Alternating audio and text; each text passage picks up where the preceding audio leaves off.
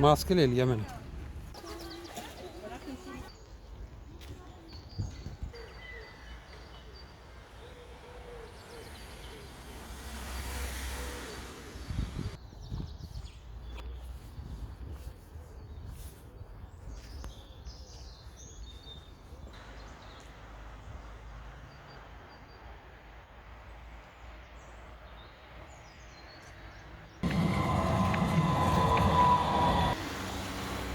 السلام علیکم ورحمۃ اللہ وبرکاتہ۔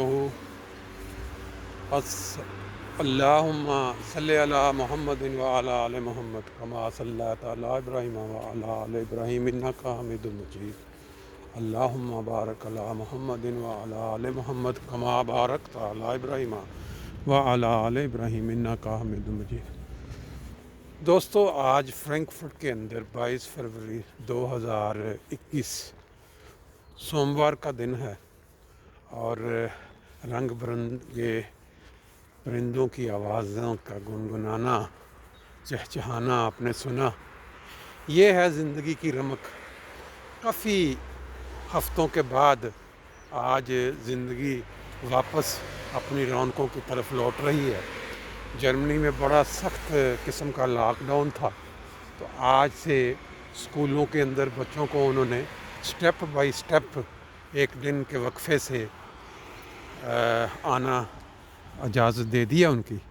تو آج سے امید ہے باقی کے جو کام ہیں جرمنی میں وہ بھی سٹیپ بائی سٹیپ کھلنے شروع ہو جائیں گے، اور لاک ڈاؤن جو ہے وہ بتدریج ختم کریں گے۔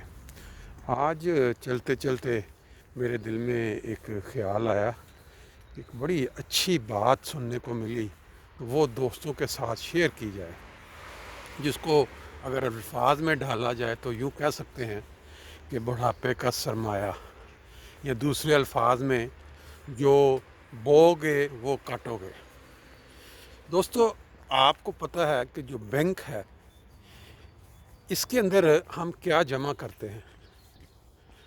سب انسان جو دنیا میں ہے جانتے ہیں کہ بینک میں پیسہ جمع کیا جاتا ہے۔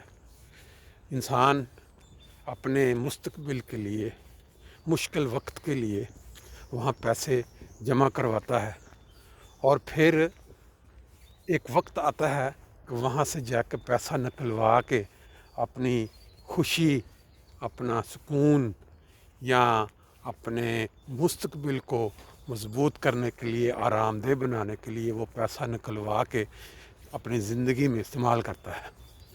جب پیسہ ہی وہاں جمع کروایا جائے گا تو پیسہ ہی وہاں سے نکلے گا، اور کچھ نہیں نکلے گا۔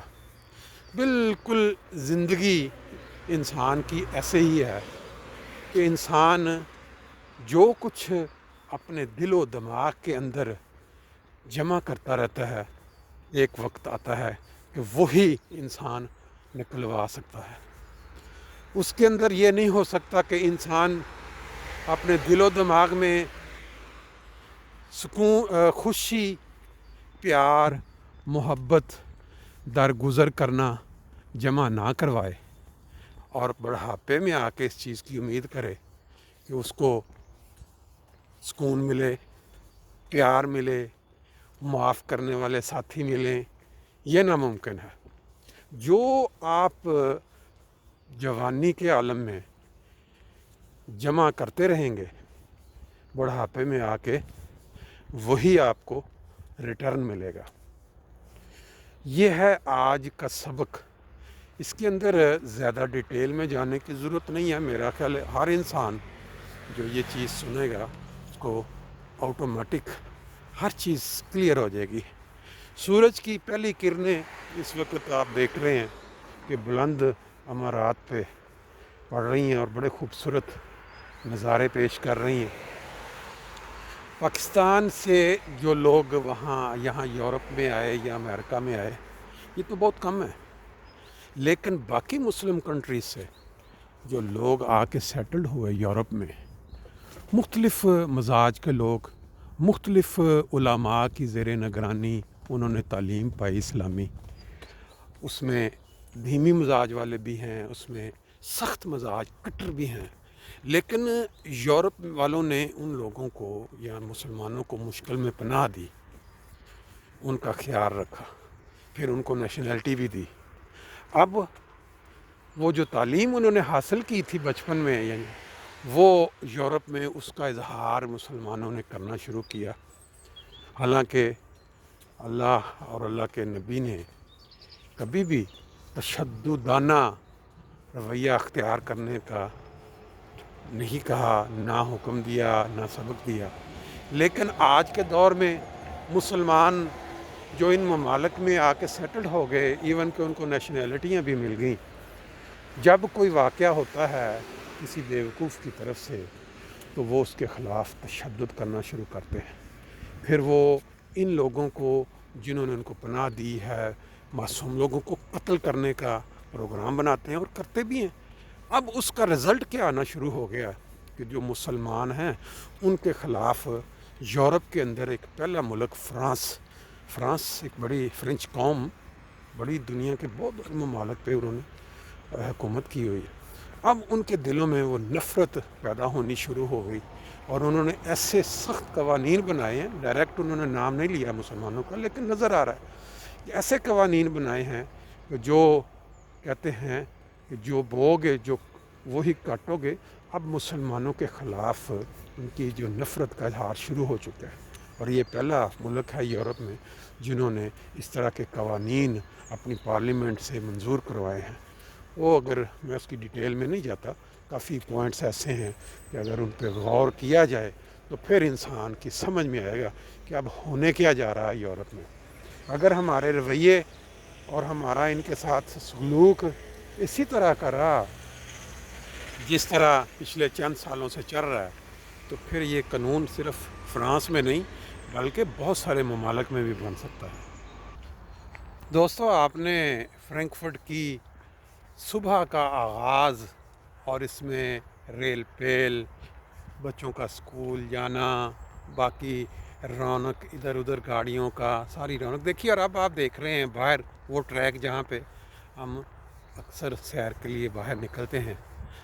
تو باقی اللہ تعالیٰ آپ سب کو خوش رکھے، اور اپنے اپنے ممالک میں جہاں جہاں آپ بس رہے ہیں اپنے ہمسایوں کے ساتھ، اپنے عزیز و اقارب کے ساتھ، اپنے دوستوں کے ساتھ اچھے اور احسن رنگ کے ساتھ تعلقات جو ہیں مثبت بنائے رکھنے کی توفیق دے، کیونکہ ان حالات میں جس میں سے ہم گزر رہے ہیں، جتنی بھی زندگی ہے اس کو ہنس اور کھیل کے گزارنے کے لیے یہ بڑا ضروری ہے کہ ہم بہت زیادہ خیال رکھیں اپنے عزیز و اقارب، اپنے دوستوں کا، اپنے جاننے والوں کا، اپنے ہمسایوں کا، کیونکہ ان ممالک میں یہ بہت زیادہ ضرورت ہے۔ یہاں تو کہتے ہیں کہ پتہ نہیں ہوتا ہمسائے کا، کہ اگر کوئی گزر جائے وہ ہفتے 2 ہفتے یا مہینے بعد جب اس کی مرے ہوئے انسان کی گھر سے وہ آنی شروع ہوتی ہے تو پھر پولیس آ کے دروازے توڑتی ہے۔ ان حالات میں، یہ جو کرونا حالات میں، اس میں تو اور زیادہ ضروری ہے ہم اپنے ہمسایوں کا اور اپنے عزیزوں کا، دوستوں کا جو ہے اکثر بیشتر فون کر کے یا ویسے رابطہ کر کے حال شال پوچھتے رہیں۔ یہی زندگی ہے انشاءاللہ تعالیٰ۔ باقی پھر نیکسٹ اگلی دفعہ بات ہوگی۔ یہ دیکھیں صبح صبح اللہ تعالیٰ کی مخلوق اپنی غذا کے لیے نکلی ہوئی ہے، اور یہ گھاس کے اوپر وائٹ کلر کا ککر، جس کو ہم پاکستان میں بولتے تھے کوس، وہ نظر آ رہی ہے۔